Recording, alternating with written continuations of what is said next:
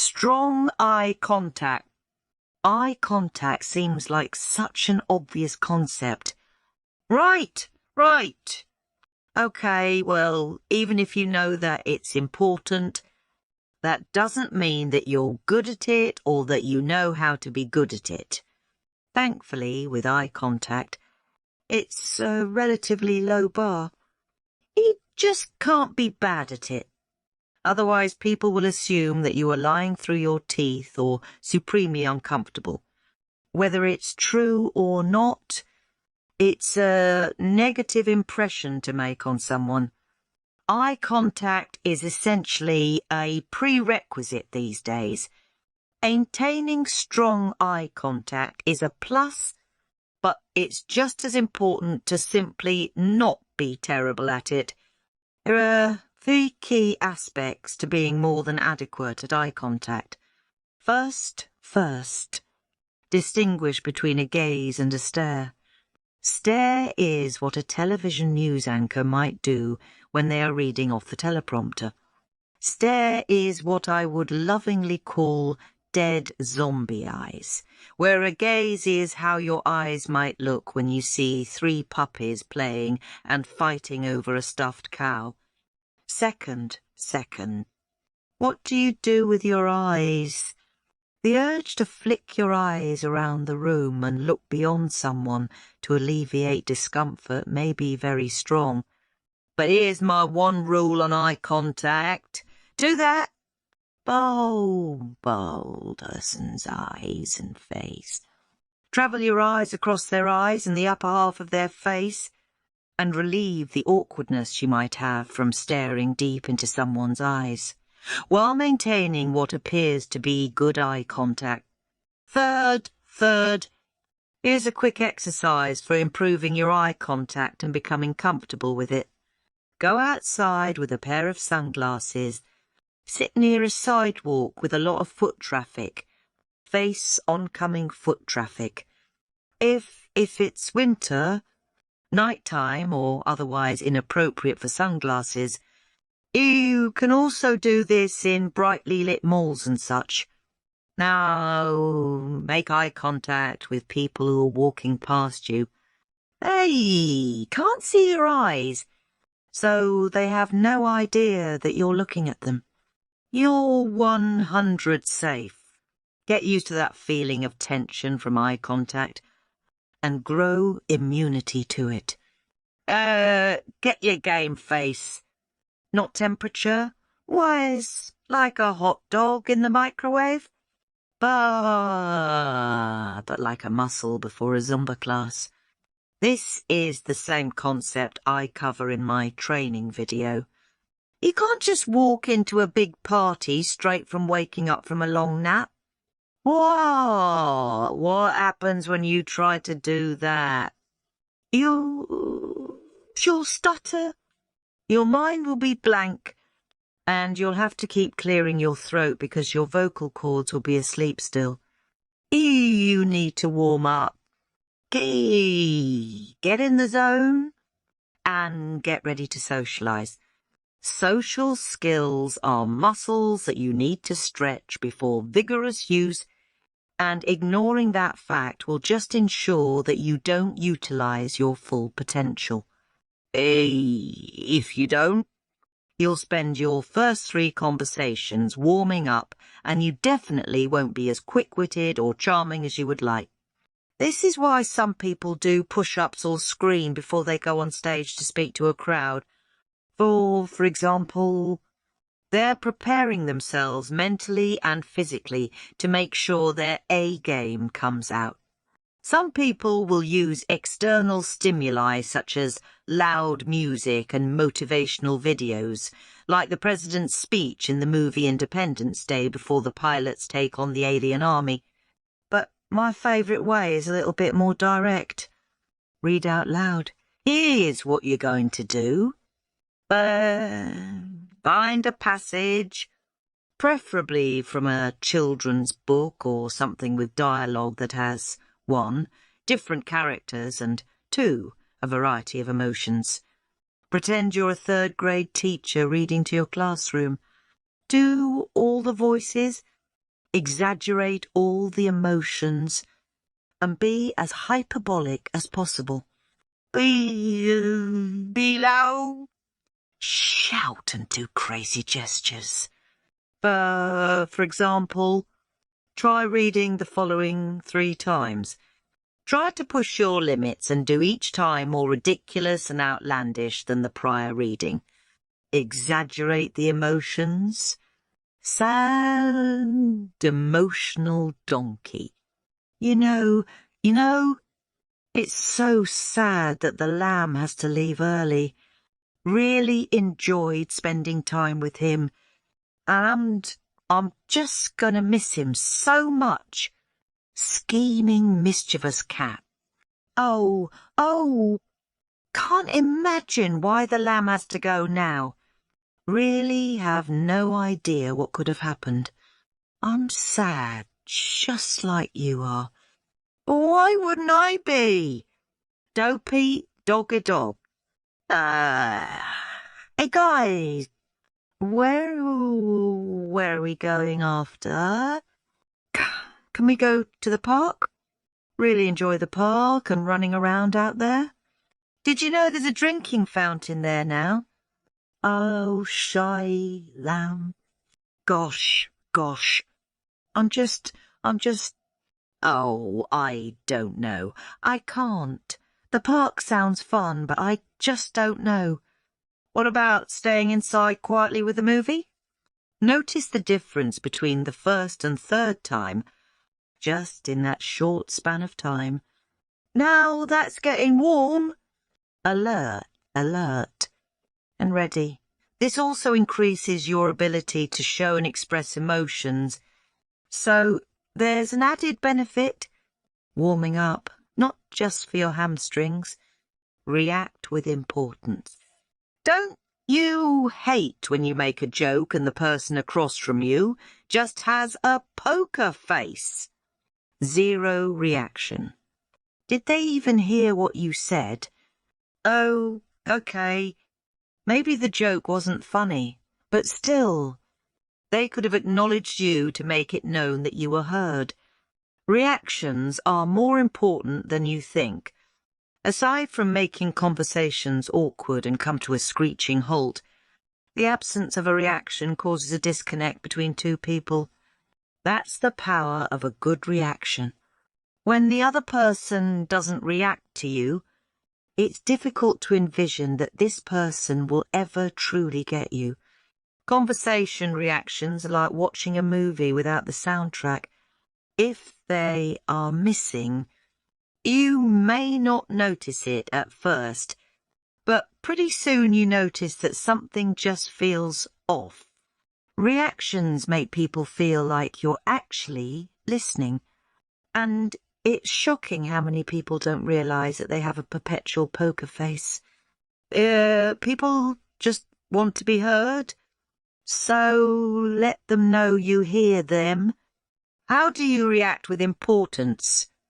Here's a simple technique.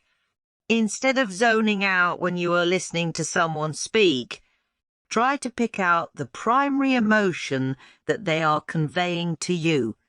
In other words, try to predict the reaction they are seeking from you. It will probably be one of the following: laughter, agreement, excitement, sadness, or validation. Got it! Now give them that reaction and emotion. It's the best starting place and an excellent default. Give them what they're seeking to make them feel heard. Then you can deviate if you wish. Don't be so literal. Much of the time, we feel that we can't escape small talk or interview mode with friends, new and old. We're stuck talking about some topic in particular, or we just struggle to get deep with people and connect on something more significant than the weather or the traffic. Here's a secret. It's your fault. This doesn't happen because the person you're talking to is boring. It happens because you fail to make the conversation interesting and make it not boring. Okay, fine. So, how can you make conversations less boring for all? Don't answer questions literally. Whoa, what does this mean? It means that when someone asks you how your weekend was, you don't have to answer that exact question. In fact, you shouldn't, because they probably don't care. They're just making conversation, and they don't actually care about your weekend. Heck! They just want to hear something interesting from you. And most of the time, answering questions literally will provide the opposite of that. So if someone asks you about your weekend, don't answer it literally and redirect so you are telling them something that they might care about. How was your weekend? Good answer. I didn't do much, but I just read the most interesting thing. Good answer. Pretty slow, but did I tell you about the time I went hiking and got stalked by a bobcat last month? Curious as a cat. When's the last time you were genuinely curious about something? You might have to think back to your childhood. For me, it was definitely astronomy, dinosaurs, and doctors, for whatever reason. So I would ask anyone that I thought had any knowledge about those topics endless questions. Couldn't be stopped. I always wanted to know more detail, more context, and just more. Now, when's the last time you were genuinely curious about someone like that? Imagine how easily that conversation would flow because you would care. They be engaged and incredibly interested. Capture that feeling and direct it towards people in your daily life. Your normal Monday morning, "Hey Stu, how was your weekend?" would turn into something that you look forward to all weekend. And you'd have a ton of follow-up questions. But we're all so wrapped up in our own lives, self-absorbed, that this rarely happens. That means just being curious about someone can put you far above the fold. Whoa! What happens when you're curious about something? You ask as many clarifying questions as possible and seek to go deeper into a topic. You want to learn everything you can. You'd essentially be a question master. But being a question master is actually looked upon very favourably when you focus on someone. People enjoy talking about themselves and explaining their thought and emotions. So asking questions doesn't annoy them. It invigorates them. We all like the spotlight from time to time. If someone went skiing over the weekend, what might a genuinely interested person inquire about? Why did they go skiing? Why did they choose that ski lodge? Did they grow up skiing with their parents? Do they have suggestions for ski shops? Is skiing their favourite Olympic sport? Do they snowboard as well? Do they go often? Oh, did they go with? You get the idea? Oh, we've a story. Small talk can be dreadful, but that's if it remains shallow and surface level. Here's how most small talk plays out. How are you? Good. How are you? Pretty solid. How was your weekend? Not bad. Yours? It went so quick. Sounds like somebody's got a case of the Mondays. You probably have that conversation at least a dozen times a week. It's boring and seemingly useless. So what do stories have to do with this? Stories are how you destroy small talk. Thankfully, there are only a few conversation patterns we will see in any given week. You already know the topics that will come up with co-workers. Friends, family and dodgeball teammates. Oh, what are some of these topics? There will be questions about your day, weekend, family, kids, dog, upcoming vacation, hobbies, sports and the like. If you know the topics, then you shouldn't give a cursory answer and simply ask the other person the same question. Take advantage of this knowledge and prepare beforehand short 15-20-second stories to answer the questions you know will come up. This will give your conversations immediate depth and direction, and it also allows you to curate the image that people have of you. Remember, when people ask about your weekend, they don't mean it literally. They just want to hear something interesting about you. Give it to them in one way or the other. Keep the flow.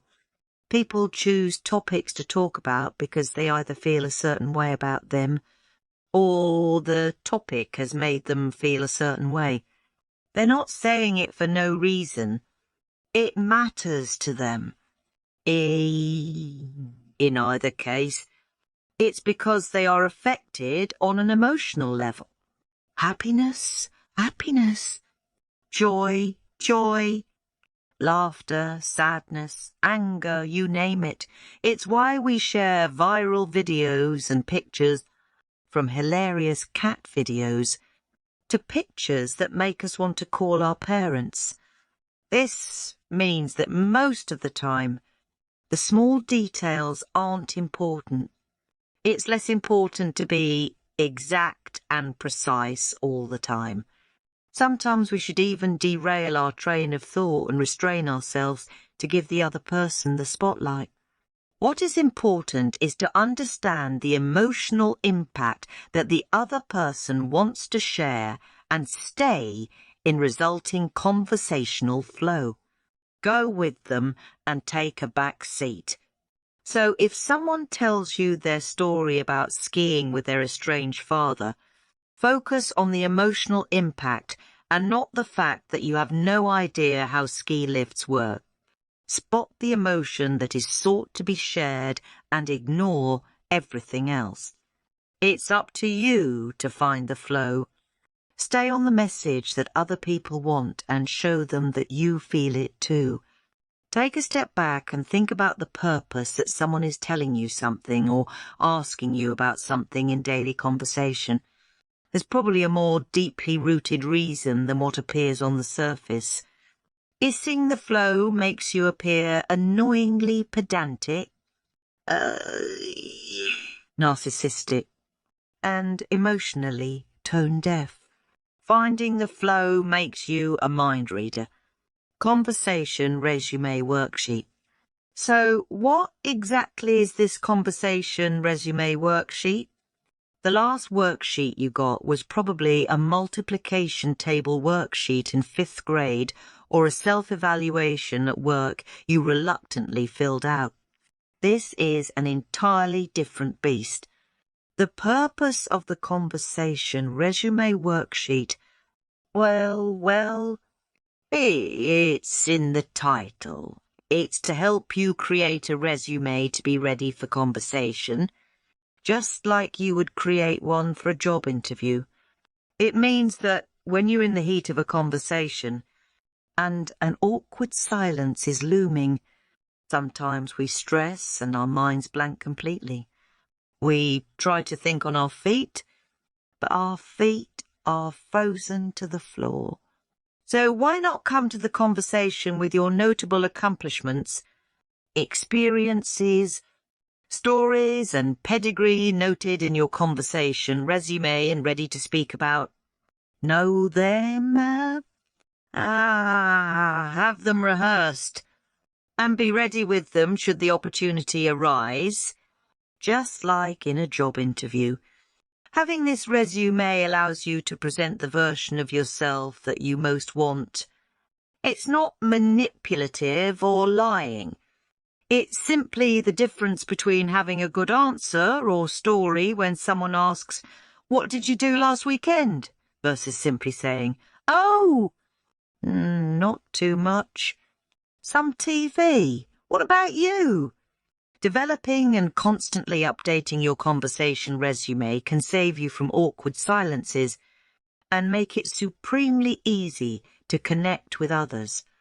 Take this worksheet seriously. Think hard, and fill them out to the best of your abilities.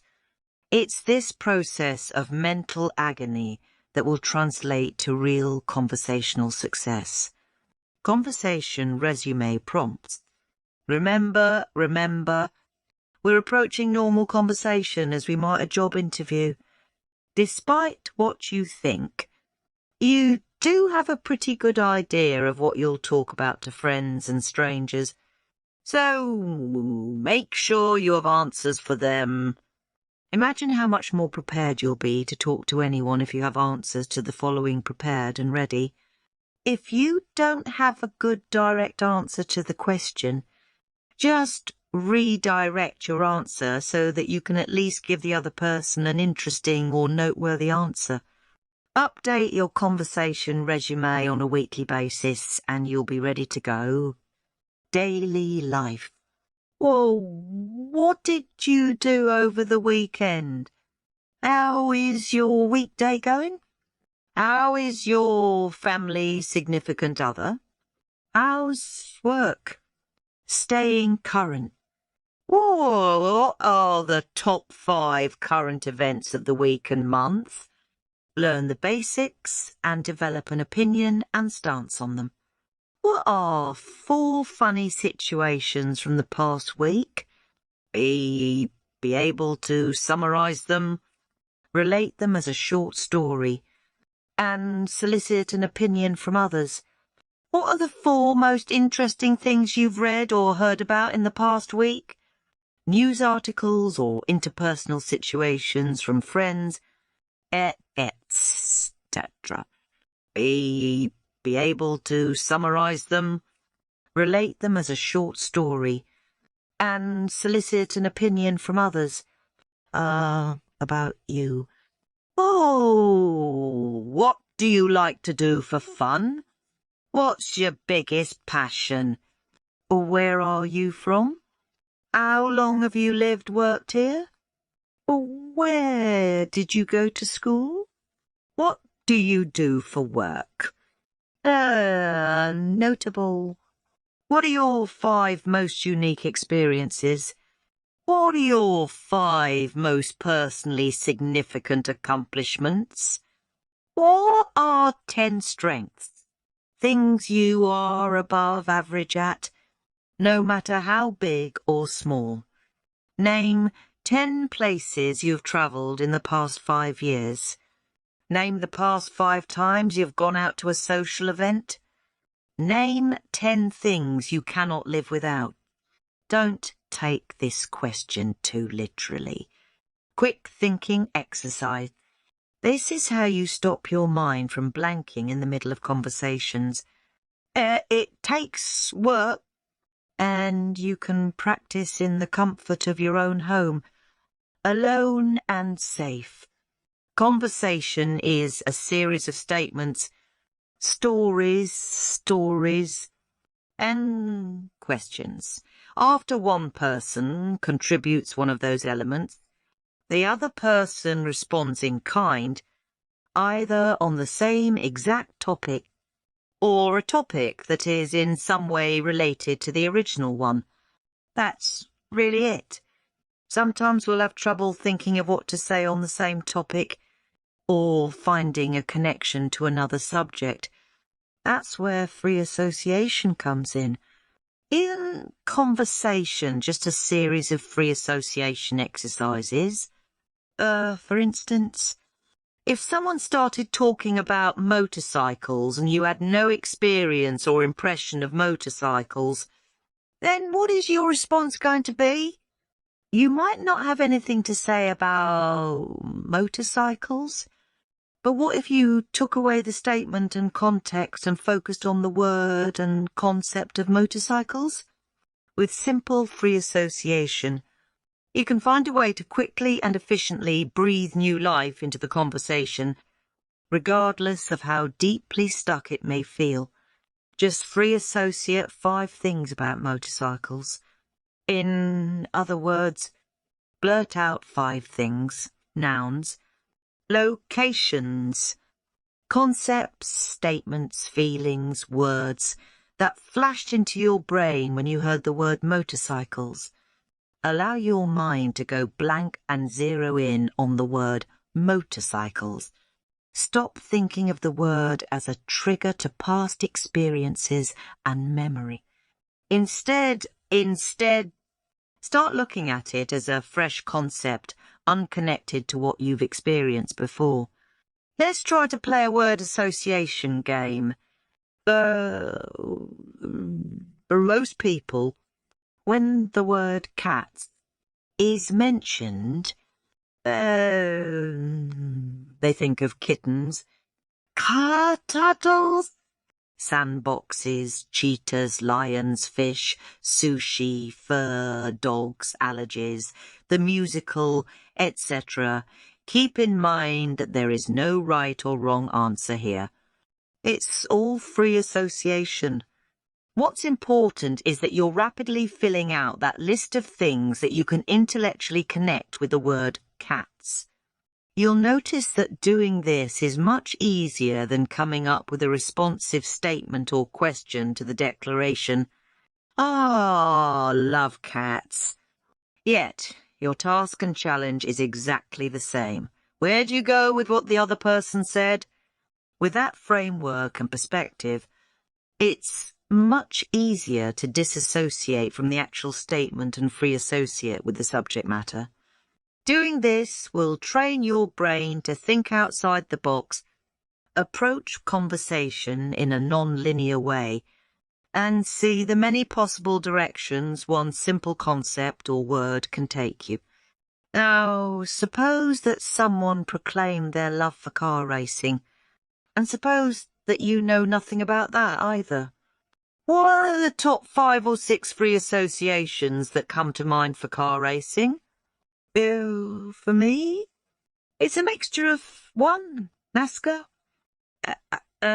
2, gas, 3, tyres, 4, the Fast and the Furious movies, 5, Japan, don't ask me, 6, Mustangs. Here's the magic part. Each of these 6 associations are perfectly normal topics to switch to while remaining in the flow of the conversation. I love watching car racing. It's so fun. You mean like NASCAR or illegal street racing? I always wondered what kind of gas mileage those cars get. Do those cars have specialised tyres? Don't think my car's tyres could take that. So are the Fast and the Furious movies your favourites? I heard they do some kind of drift racing in Japan. Do you mean like that? I always imagine car racing happens with huge, powerful Mustangs. Is that the kind of car races you watch? Try free association with the words coffee and trains and think about how much easier it is to construct questions and generally converse about something once you can form a mental map of the topic and its related topics. Here's how to practice. On a piece of paper, write 5 random words. They can be anything, a noun, a verb, memory, or even an emotion or feeling. Suppose the first word you write is napkin. As quickly as possible, write 3 associations for that word. Take the last word you came up with, and then, as quickly as possible, write 3 associations for that new word. Repeat 3 times, and then move to the next set of words. A napkin, table, spoon, fine dining, ah, France, Michelin star, butler, butler, butler, were, Jeeves, white gloves, Michael Jackson, and so on, or pick a word at random from a dictionary and list out 15 words in a free association word chain as quickly as possible. Then, do it again and again, verbally, because that will require the quickest thinking. After you grow more comfortable with random free association with words, you can take the next step and choose 2 random words from a dictionary and think of a way to make a story involving both words. Remember, speed is the name of the game.